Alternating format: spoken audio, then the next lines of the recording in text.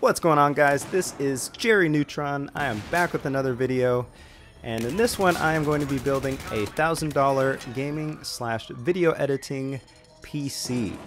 Now typically I'm not big on theoretical builds, but I have been planning an upgrade path for my own PC, so I figured I would just show you guys kind of what I am planning on doing.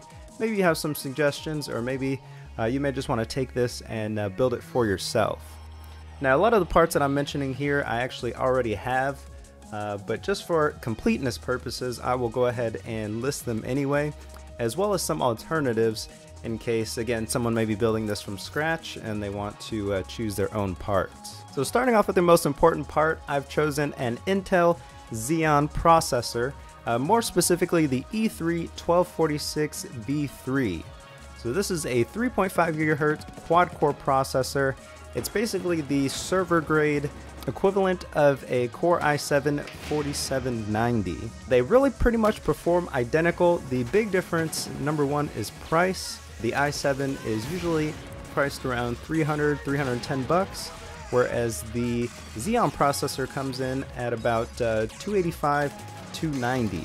So you get pretty much the exact same performance. Really the only difference that I could find was that the Xeon processor supports ECC memory, and it's made for 24-hour operation. Both of the processors are locked multiplier wise, so you aren't going to be doing any overclocking, but that's fine because you actually save money on the motherboard side as well, since you don't have to pick up a Z series motherboard. So that's actually a good choice for the CPU, and I plan on going with that instead of the i7 or even the 4790K, just because in the long run I'll save myself about 60 to 70 bucks. Now, in order to cool the CPU, what I'm going to be using is the Cooler Master Hyper 212 Evo. This is a good CPU cooler if you are overclocking. Like I mentioned earlier, I am not, but I already have this CPU cooler, so there's no reason to get rid of it, so I'm going to keep that in this build. And really, this is one of the best CPU coolers that you can buy for the money. So if your two choices are either going with this Cooler Master CPU cooler or the stock Intel fan, I would definitely choose this every time. And moving on to the motherboard, I've chosen the Gigabyte GA-H97M Gaming 3. I really like what this motherboard has to offer, both feature-wise and looks-wise. It's got lots of I/O ports on the back.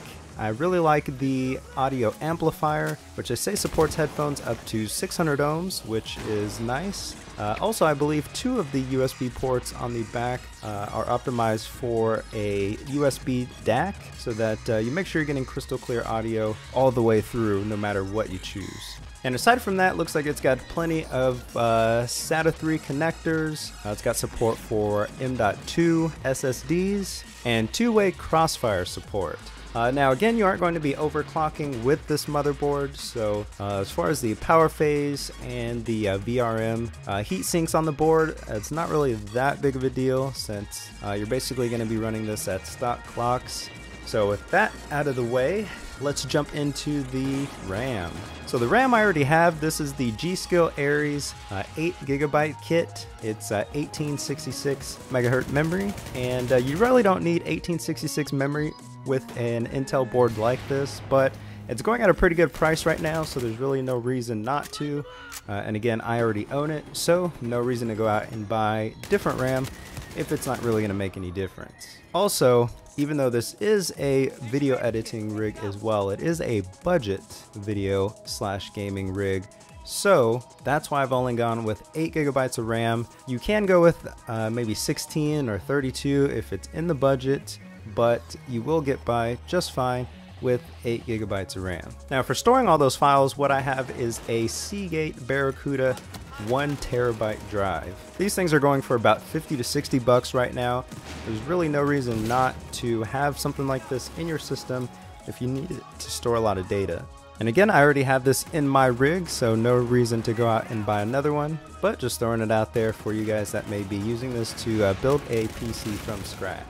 Also, if you have a lot of games, it may be a good idea to maybe stretch your budget to a 2 terabyte drive. There is a little bit more of a premium when going that route, but you won't have to worry about maybe deleting games down the line, and you can just kind of let them pile up depending on how many you have. I know some of you guys out there have crazy amounts of games, like 100. I don't know why, but you do. So you're probably not going to fit all those on here, but you get where I'm going. And for the SSD, I am already using the Kingston SSD now V300, which I recently did a video about, which you can see on the screen now. This SSD has definitely had a lot of controversy since its release. Mine actually performs fine, a lot better than some people have actually stated. But with that said, I would probably go with a different SSD if you do not have one at the moment. I am really liking the Crucial MX100, the 256 gig SSD is the one that I would start out at. It's definitely faster than this Kingston drive, and as you go up from the 120 to the 256, and I believe the other one's a 480 or 500 gig drive, they actually get faster as you go up in capacity. So I would definitely start at least with the 256 gig drive.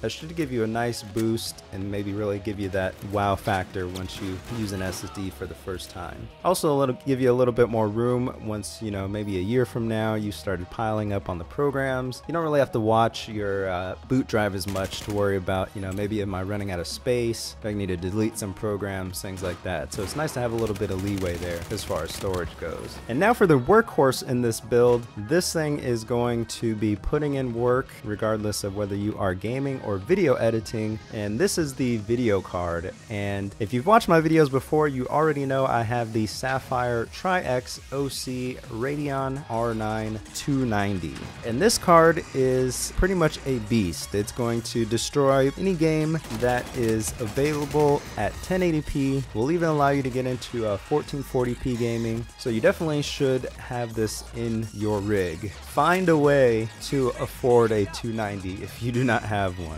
I don't know, sell your leg or something, and you can just sit at home on your chair and play games with your 290. Also, it will help you out as well. Some video editing programs do support OpenCL, so you can use that to render your videos as well. Now, to power the GPU, what I have is the Corsair CX600. Now, this is a 600 watt power supply that is 80 plus bronze certified. I got this initially pretty much just to have a budget PSU. So far, it's given me no issues, and I know a lot of people are going to say, oh, that's not enough power to power the R9 290. Well, guess what? It actually is. A full system load with an R9 290 is only about 400 watts, so this is more than enough. However, if I was going to upgrade my power supply, what I'd probably go with is something like the EVGA Supernova. They have a 750 watt version that is 80 plus gold certified. It's fully module, which would be a very nice thing for me to have in a new case with some cable management. Also, it would give me the option to maybe buy some cable extensions, you know, maybe pretty up the case a lot, make it real nice if I wanted to go that route. Also, some of these higher end power supplies are really quiet when they're at low load. And then to stuff this all in, I have the Cougar Spike case. Now, this is a micro ATX case. It does not fit full ATX boards, which is the reason I've chosen the motherboard that I have. And I have a love-hate relationship with this case. It's not really what I like appearance-wise. I initially got it for the features and the price, but I do think eventually I want to upgrade, but I just not quite yet. So pretty much everything that I'm planning on getting, I'm planning on fitting in this particular case for the time being, and then maybe in the future I may go with something like a Corsair 350D. I really like the way that case looks. It looks grown and sexy is pretty much the only way I could describe it. It's simple, It's sleek, it looks nice. Of course, I'm talking about the windowed version. It's got cable management and everything that I am looking for in a case. I have heard that there are some build quality issues. I don't think that'll be a make or break for me, but that may be something that I'm going to look into in the future. But for now, all this is going in the Cougar Spike case. So there you have it. That is what I am planning on building.